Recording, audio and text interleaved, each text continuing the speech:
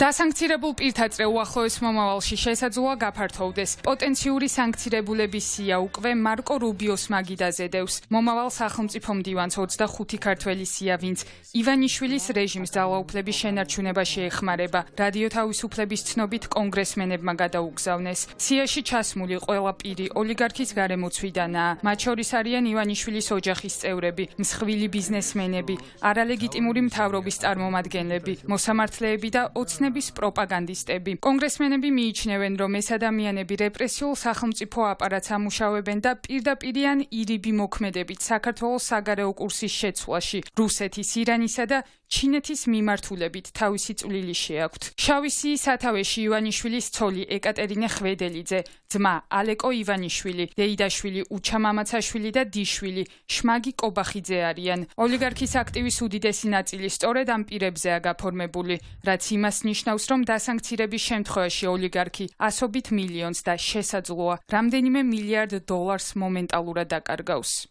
თავისთავად ის სია რაც არის შედგენილი, კარგად არის დანაწილებული, ანუ ცალკე არიან პროპაგანდისტები, ცალკე არიან ბიზნესის წარმომადგენლები, ცალკე არიან ოჯახის გარემოცვა და ასე შემდეგ. ხო, მიზანი ალბათ ეგ არის, რომ უფრო დიდ მასაზე, დიდ ნაწილზე გარემოცვის ივანიშვილის გავრცელდეს ეს სანქციები. ან მნიშვნელოვანია მათ შორის რა ტიპის სანქციებს ითხოვენ, რომელიც ჯერჯერობით არ ვიცით. ეგეც საინტერესოა კონგრესმენების მოთხოვნა რა არის. მოგეთ წელი არის ანახავი. თავისთავად ის რომ რაღაც ესეთი ნაბიჯი იდგმება, მეაშებს იმაზე რომ სანქციები კიდე იქნება და ალბათ გაფართოვდება. ამერიკის კონგრესის წარმომადგენლები თვლიან, რომ სანქციები პროპაგანდისტებზეც უნდა გავრცელდეს. შავ სიაში მოხვდა საზოგადოებრივი მაუწყებლის ბორდის მოქმედი თავმჯდომარე ვასილ მაღლაფერიძე, რომელიც გარკვეული პერიოდის განმავლობაში არც მალავდა საკუთარ პოლიტიკურ გემოვნებას და ღიად იყო ჩართული პარტიულ საქმიანობაში. ვასილ მაღლაფერიძე ქართული ოცნების თავმჯდომარე, აგრეთვე საზოგადოებრივი მაუწყებლის დირექტორი იყო. ამერიკელები სიაში მოხსენიებულია როგორც პარტიის იდეოლოგი. ივანიშვილის გუნდის ერთ დროს მთავარ იდეოლოგს და პროპაგანდისტული მესიჯების შემქმნელ ლაშა ნაცვლიშვილს ასევე ემუქრება სანქციები.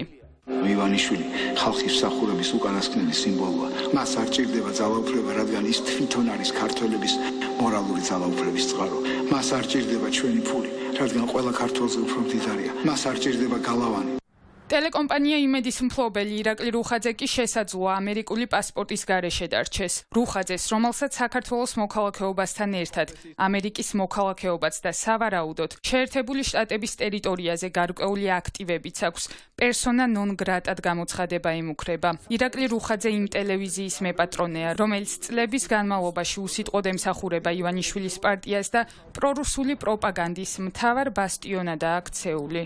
ვიზა და მასტერკარდთან მიწერია რომ არ უნდა მოემსახურო, ყველა საკორესპონდენტოსთან მიწერია კონტრაქტში რომ არ უნდა მოემსახურო და უცებო დაიწყონ მასობრივი დასანქციები, აქ სხვა პრობლემა გაჩნდება. საბანკო სისტემა დაუპირისპირდება ქვეყანას. ჩვენ ველოდებით ორ პარტიულ ხარდაჭერას, რომელიც გვაქვს აქამდეც, სხვა პირებთან მიმართებაშიც 44 დღეს პროტესტისას, რასაც ახორციელებს ქართველი ხალხი, აუცილებლად მოყვება ის რეაქციები, როგორც ამერიკის შეერთებული შტატებიდან, ასევე ჩვენი ევროპელი პარტნიორებისგან, რომ ივანიშვილს მოუწევს ახალი არჩევნების დანიშვნა. ისინი თანმიმდევრულად ორ პარტიულად ამერიკის შეერთებულ შტატებში, როგორც აღნიშნეთ, მიყვებიან ქართული სახელმწიფოს დემოკრატიის გადარჩენისათვის საჭირო ღონისძიებებს, მათ შორის დასანქცირებას ივანიშვილის უახლოესი გარემოცვის.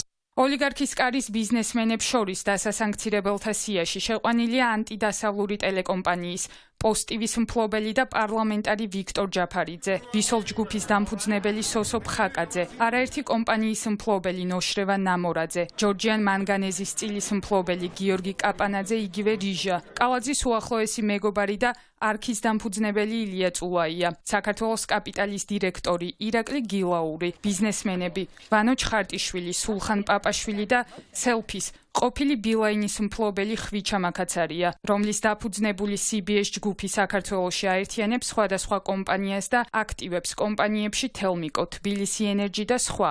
ვინც ასაზრდოებს ამ რეჟიმს, ეს არის ეს რაღაცა ფსევდოელიტარული პლასტი ქართველი ბიზნესმენებისა და მნიშვნელოვანია რომ მათზეც მოხდეს რეაგირება, მათზეც მოხდეს სანქცირება და მათაც იგრძნონ, რომ ის ოლიგარქიულად ნაშოვნი ფული და ის მდგომარეობა, რომელშიც ახლა არიან, არ არის მუდმივი და მათაც შეექმნება დისკომფორტი ამ ქვეყანის მოქალაქეების წამების გაправებისთვის. კონგრესმენები ოფიციალურ ვაშინგტონს არალეგიტიმური ხელისუფლების წარმომადგენლების წინააღმდეგაც ხისტი პოლიტიკის გატარებისკენ მოუწოდებენ. დასასანქცირებელთა სიაშია ეგრეთ წოდებული პრემიერი ირაკლი კობახიძე, თბილისის მერი კახი კალაძე, სუსის უფროსი გრიგოლ ლილუაშვილი, აჭარის მთავრობის მეთაური თორნიკე რიჯვაძე და ვახტანგ გომელაური, რომლის წინააღმდეგაც სახელმწიფო დეპარტამენტმა უკვე გამოიყენა უმკაცრესი ზომები, როდესაც მაგნიცკის სიაში ჩასვა. სავარაუდოდ სანქციებს გვერდს კომუნიკაციების კომისიის თავმჯდომარე კახა ბექაური აუგლის, რომელიც ივანიშვილს ცენზურის დასაწესებლად და თავისუფალი ხმის ჩასახშობად ყავს შერჩეული. ამერიკის მომავალი სახელმწიფო მდივნის ბატონი რუბიოს ხელთ იქნება ის მნიშვნელოვანი დოკუმენტაცია, რომელიც ადასტურებს ამ პირების თანამონაწილეობას პუტინისტური რეჟიმის მშენებლობაში საქართველოში და მიგვაჩნია, რომ ტრამპი განაგრძობს იმ პოლიტიკას, რაც დღევანდელ ადმინისტრაციას აქვს.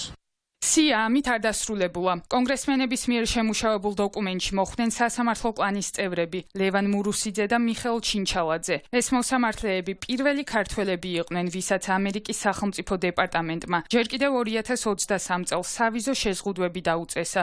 თუმცა ახლა, როგორც ჩანს, კონგრესმენები კლანის წევრების მისამართით უფრო რადიკალური ნაბიჯების გადადგმას და სავარაუდოდ ფინანსური სანქციების დაკისრებას ითხოვენ. აღნიშნულმა პირებმა ბოროტად გამოიყენეს მათი თანამდებობა როგორც სასამართლოს თავმჯდომარეებმა და იუსტიციის უმაღლესი საბჭოს წევრებმა, რითაც ზიანი მიაყენეს სამართლის უზენაესობასა და საზოგადოების ნდობას საქართველოს სასამართლო სისტემის მიმართ. დასავლელ პარტნიორებს არ დავიწყებიათ არც ნათია თურნავა, ეკონომიკის ყოფილი მინისტრი და ეროვნული ბანკის პრეზიდენტის მოვალეობის შემსრულებელი. სპეციალისტების განცხადებით, თუ ამერიკა სანქციებს თურნავაზეც გაავრცელებს, ეროვნული ბანკი დისფუნქციური და პარალიზებული გახდება. თურნავა იძულებული გახდება დაკავებული თანამდებობა მაშინვე დათმოს და ის აღმასრულებელ რგოლში მაღალ პოზიციებს ვეღარასდროს დაიკავებს. თუკი უკვე ამერიკის მთავრობამ ეს ადამიანები დაასანქცირა, ეროვნული ბანკი სრულიად პარალიზებული იქნება და მომენტალურად მოუწევს ქალბატონ ნათია თურნავას გადადგომა. ყოველ შემთხვევაში ვერაფერ აღმასრულებელ პოსტს ვერ შეენარჩუნებს და ამ შემთხვევაში უკვე სანქციების აბსოლუტურად სხვა მიმართულებით წავა და ბუნებრივია, რომ ეს გამოიღებს უმძიმეს შედეგებს. ახალი სია საკმაოდ ვრცელია. მასში ოლიგარქის ნდობით აღჭურვილი პირები შეიყვანეს, თუმცა არც ამ განახლებულ სიაში და არც სხვა რომელიმე სიაში ირაკლი ღარიბაშვილის გვარი არსად ფიგურირებდა. ყოფილ პრემიერ-მინისტრს და ქართული ოცნების ფორმალურ თავმჯდომარეს არც ერთი სახის სანქცია არ შეხებია. ამიტომ ექსპერტულ წრეებში ჩნდება საფუძვლიანი ეჭვი, რომ ღარიბაშვილი თავის გადარჩენის მიზნით ამერიკელებთან აქტიურად თანამშრომლობს და პარტნიორებს ივანიშვილის რეჟიმის მხილებაში ეხმარება. მით უმეტეს ირაკლი ღარიბაშვილი კარგად ინფორმირებული ფიგურაა და ზედმიწევნით იცნობს შიდა კულუარულ სამზარეულოს. თუ ჩვენ ვინმეზე საქართველოში შეგვიძლია ვილაპარაკოთ, რომ ბიძინა ივანიშვილთან იყო დაახლოებული და მისი ესე რომ ვთქვათ საიდუმლო საქმეები, ხო, აი ეს ყველაზე ოდიოზური საქმეები ყველაზე კარგად იცის, ეს არის ღარიბაშვილი, ჯერ კიდევ მოყოლებული ქართულ ბანკიდან.